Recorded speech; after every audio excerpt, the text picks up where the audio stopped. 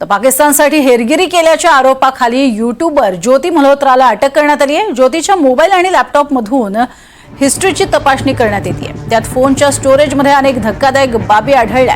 ज्योतीच्या फोन स्टोरेजमध्ये रडारची चित्र, बीएसएफच्या हालचालींचे व्हिडिओ, अतिसंवेदनशील भागांचे व्हिडिओ देखील सापडलेले आहेत। तर डिजिटल फॉरेन्सिक तपासणीमध्ये तिच्या विदेशी दौऱ्यांसोबतचे पठाणकोट, नथुला पास आणि अरुणाचल प्रदेशमधल्या सीमावर्ती भागांमध्ये संशयास्पद हालचालींचे पुरावे मिळाले। भारतातनं हद्दपार करण्यात आलेल्या पाकिस्तानी उच्चायुक्तालयाचा कर्मचारी दानिश याच्याशी संबंधित बनावट प्रोफाईल सोबत चॅट आणि ग्रुप मेंबरशिपही आढळलेली आहे।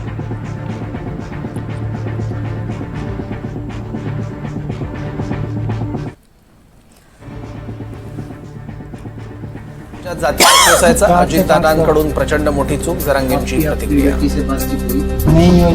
एका अतिसंवेदनशील भागांचे व्हिडिओ हे सापडलेले आहेत ज्योतीच्या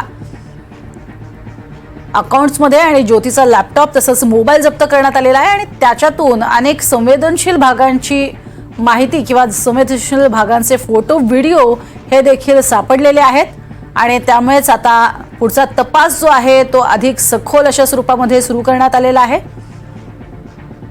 बीएसएफच्या हालचालींचे व्हिडिओज हे सुद्धा तिच्याकडे सापडलेले आहेत आणि त्यामुळे अर्थातच आता आणखीन धक्कादायक खुलासे तिच्याकडनं काय होतात हे पाहणं महत्त्वाचं ठरणार आहे। मोबाईल आणि लॅपटॉपच्या हिस्ट्रीमधनं तपासणी होतीये, तसंच फोनच्या स्टोरेजमध्ये सुद्धा अनेक धक्कादायक बाबी आढळत आहेत, ज्यामध्ये रडारची चित्र, बीएसएफच्या हालचाली स्पष्ट दिसत आहेत। एक दिन दिल्ली गई तो शाम तक वापस। तो जब दिल्ली जा रही थी वहाँ क्या काम करने जा रही है? कोई काम नहीं मेरे को। तो ये भी कह रहे हैं ना वो वहाँ भी गई थी, कश्मीर भी वीडियो बनाने गई थी, पाकिस्तान भी गई थी। इस चीज का मेरे को नहीं पता जी। मेरे को क्या क्या करते दिल्ली जा रही है, मेरे को नहीं पता कश्मीर गई है कि नहीं गई।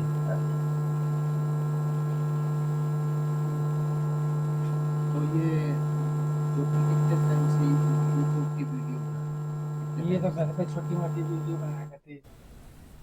बाहर भी तो जाती है।